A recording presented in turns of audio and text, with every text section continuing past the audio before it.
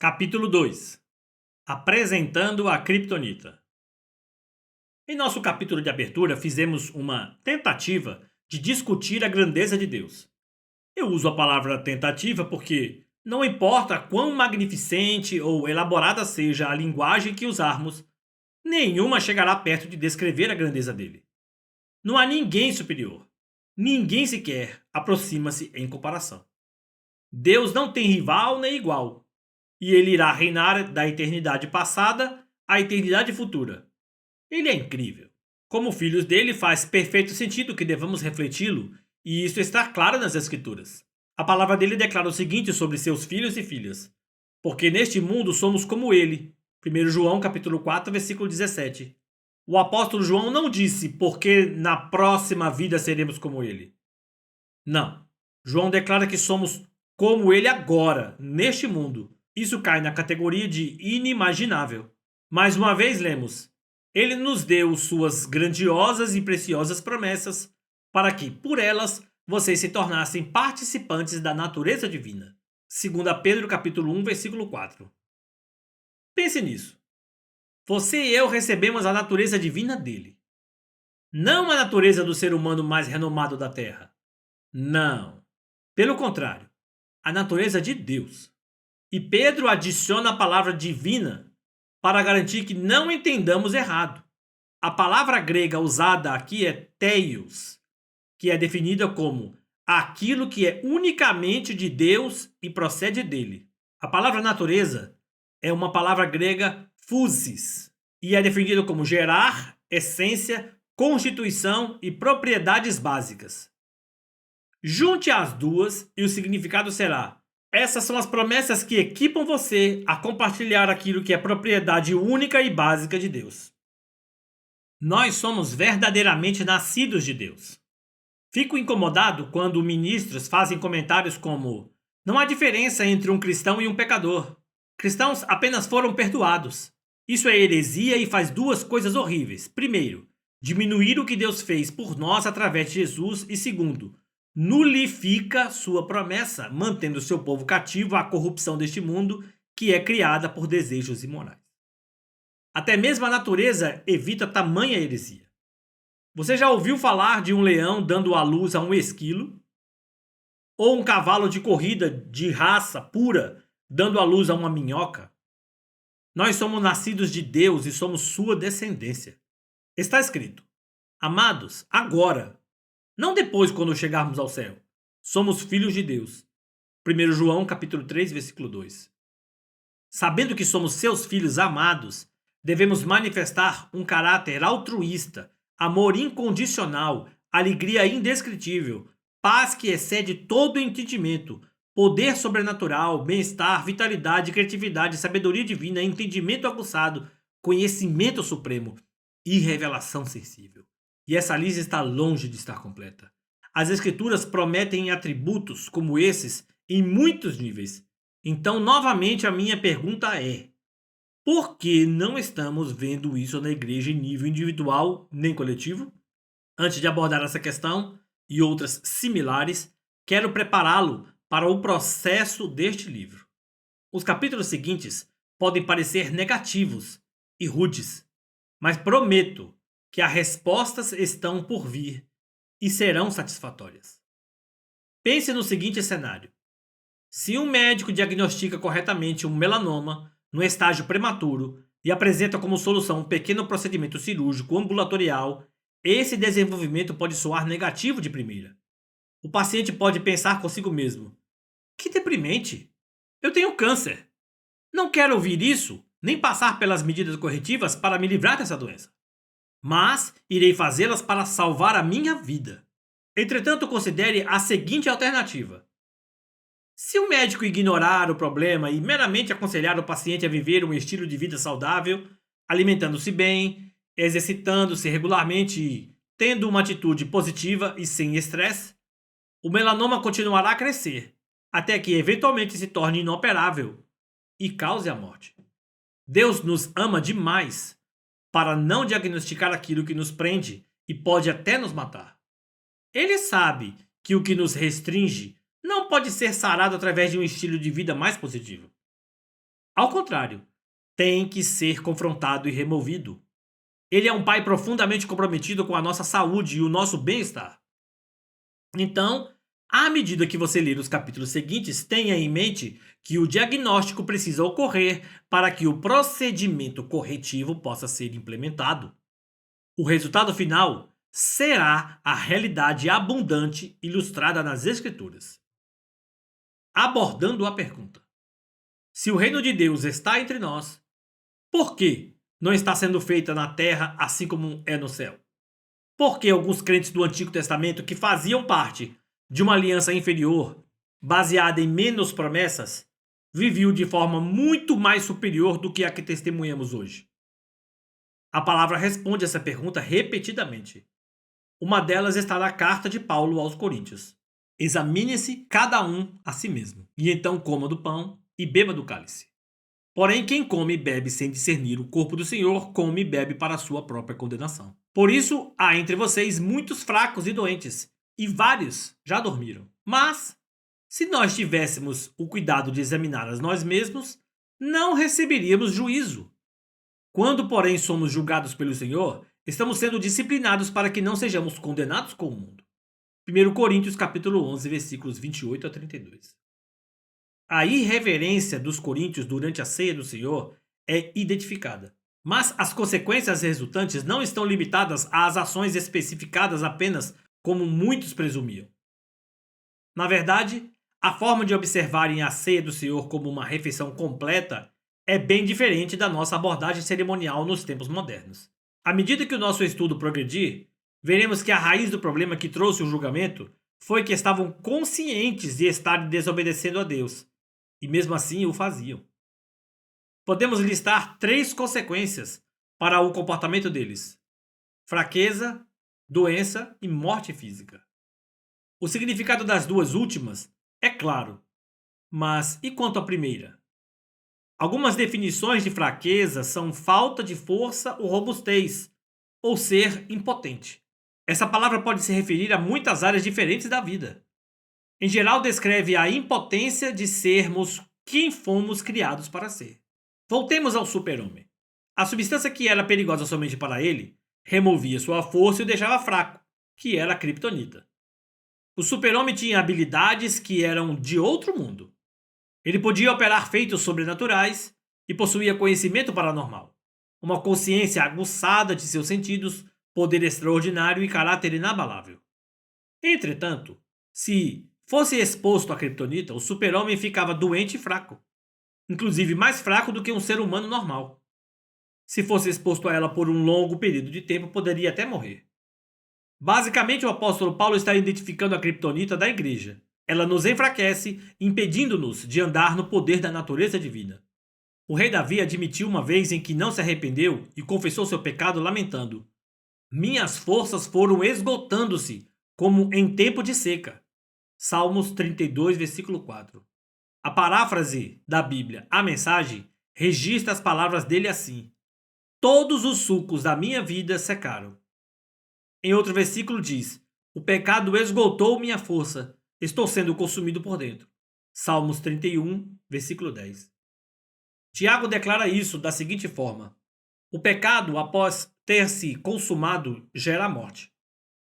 Meus amados irmãos, não se deixem enganar. Tiago capítulo 1, versículos 15 e 16.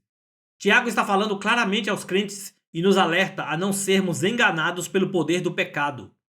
Se o pecado não for confrontado, pode fazer com o crente o que a criptonita pode fazer com o super-homem, chegando inclusive a ponto de causar morte. Ainda sobre isso, Paulo, como pai espiritual amável que era, alerta a igreja de Corinto e a nós a respeito dos efeitos da criptonita. Uma forte palavra de cautela. A primeira coisa a ser enfatizada em relação a esses versículos deve ser a palavra de cautela. Paulo não diz: essa é a causa de qualquer fraqueza, doença ou morte prematura no meio de vocês. Em outras palavras, ele não está dizendo que todas as dificuldades, enfermidades e mortes são atribuídas ao pecado. Nós, crentes, frequentemente batalhamos com situações difíceis, porque vivemos num mundo decaído e há forças demoníacas reais contra as quais lutamos. Por exemplo, houve um incidente em que Jesus e os discípulos se depararam com um homem que havia nascido cego. Os discípulos perguntaram: Mestre, quem pecou? Este homem ou seus pais, para que ele nascesse cego? João capítulo 9, versículo 2. O raciocínio deles presumiu que a única forma como aquele homem poderia ter adquirido aquele problema era devido ao pecado. Jesus respondeu imediatamente: Não foi por causa dos pecados dele, nem dos pais dele. Jesus cortou rápida e decisivamente aquela mentalidade incorreta e horrível. Toda enfermidade, fraqueza ou morte prematura não ocorrem devido ao pecado. É a mesma mentalidade que alimentou a crítica de Elifaz, Bildade e Zofar contra Jó. As acusações deles apontavam que a causa dos sofrimentos de Jó eram seus pecados. Vê Jó capítulo 5, versículo 17, capítulo 8, versículos 4 a 6, capítulo 11, versículos 13 a 15 e capítulo 22, versículos de 1 a 11. Porém, pouco antes de as aflições de Jó começarem, Deus vangloriou-se de Jó. Não há ninguém na terra como ele, irrepreensível, íntegro, homem que teme a Deus e evita o mal. Jó capítulo 1, versículo 8. O sofrimento de Jó não tinha nada a ver com seu pecado, nem com a falta de integridade. Deus ficou em silêncio por algum tempo, mas depois disse a Elifaz: Estou indignado com você e com seus dois amigos, pois vocês não falaram o que é certo a meu respeito. Jó capítulo 42, versículo 7. Dizer que Deus está disciplinando ou castigando alguém por um pecado, quando ele na verdade não está, é uma séria acusação contra seu caráter. Anos atrás, quando eu era um jovem crente, em muitos círculos da igreja, as pessoas eram julgadas como pecadoras se estivessem enfrentando dificuldades. Essa mentalidade ainda existe entre algumas pessoas, mas, felizmente, não numa escala tão grande como antes. Ensino bíblico e boa liderança têm eliminado muito desse erro na igreja. A maneira como se tem tratado muitos a partir dessa mentalidade é extremamente desagradável, condenadora e até abominável. Infelizmente, esse ensinamento tem afastado algumas pessoas da fé. Por outro lado, também devemos lembrar-nos das palavras de Jesus ao homem que foi curado de sua enfermidade de 38 anos. Olhe, você está curado. Não volte a pecar, para que algo pior não lhe aconteça. João capítulo 5, versículo 14. Não tem como negar o fato de que Jesus afirma que o pecado abre a porta para consequências e dificuldades. Jesus amava aquele homem o bastante para entregar sua vida por ele. Foi a partir do seu amor fervoroso por ele que Jesus deu aquele aviso. Falta-nos amor verdadeiro quando evitamos abordar assuntos como esses. Ao tentarmos ficar limpos de qualquer comportamento que possa soar como mal, acusatório ou condenador, frequentemente balançamos o pêndulo para um lado ao ficar sem dizer nada. Porém, ainda temos a condição que Paulo descreve sobre muitos estarem fracos, doentes e morrendo antes da hora. Isso é amor?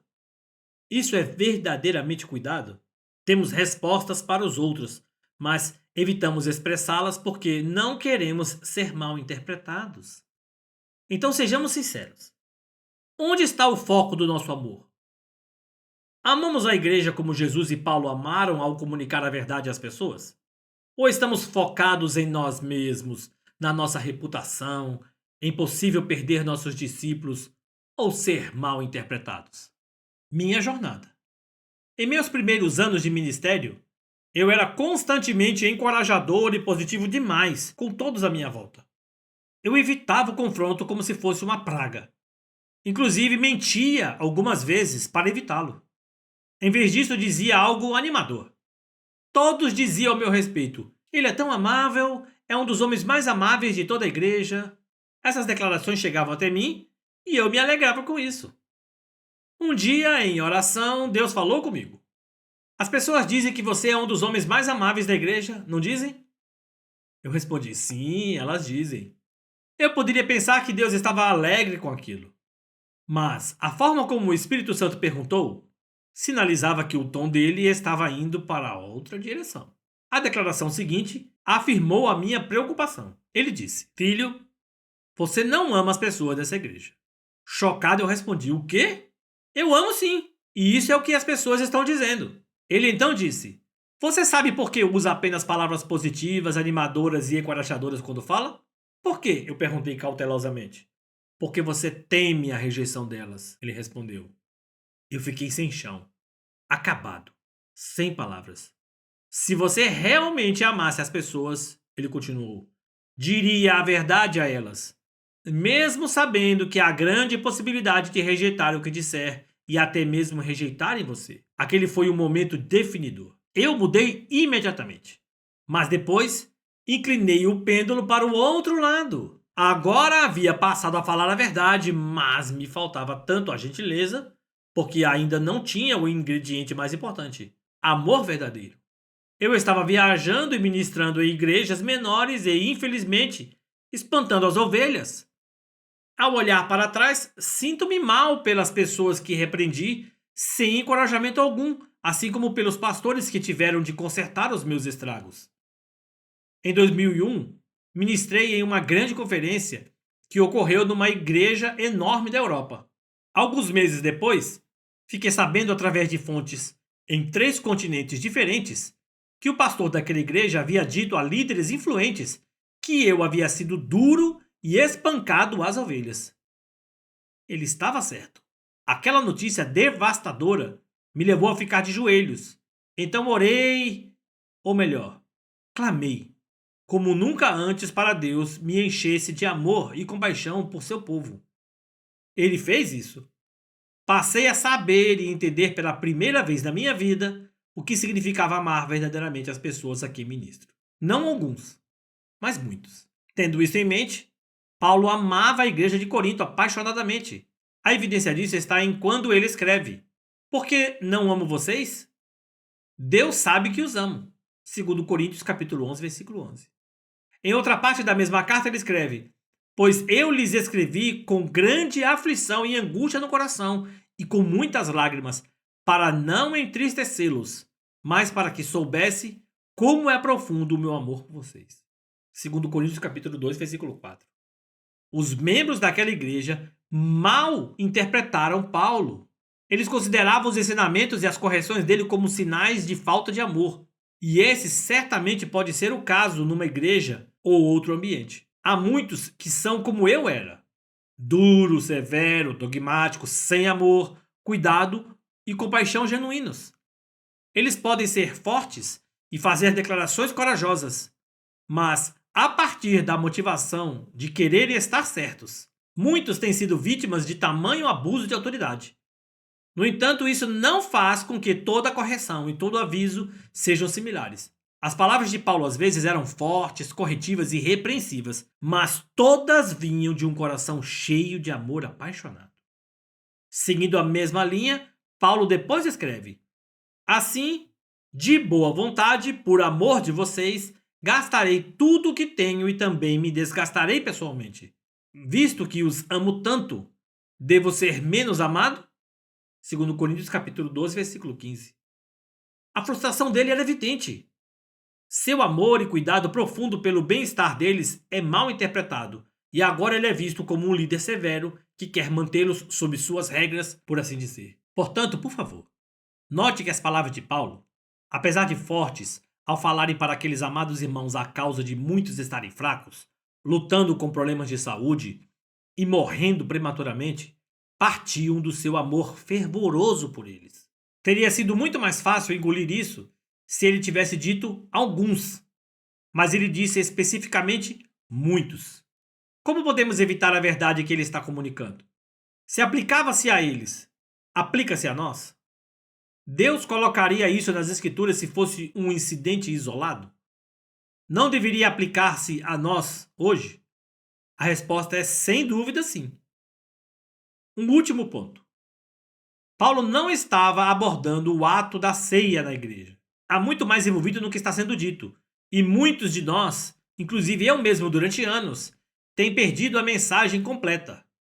Iremos mergulhar mais a fundo no significado dessa palavra no próximo capítulo. Em ação. Volte e ouça do início do capítulo para lembrar-se do que é possível. Não esqueça o que a seguinte declaração diz sobre nós. Neste mundo, somos como ele, 1 João capítulo 4, versículo 17. Você é chamado por Deus para viver como Jesus na sua vida agora, não algum dia na próxima vida. Como isso reconfigura a forma como você pensa sobre a sua vida diária?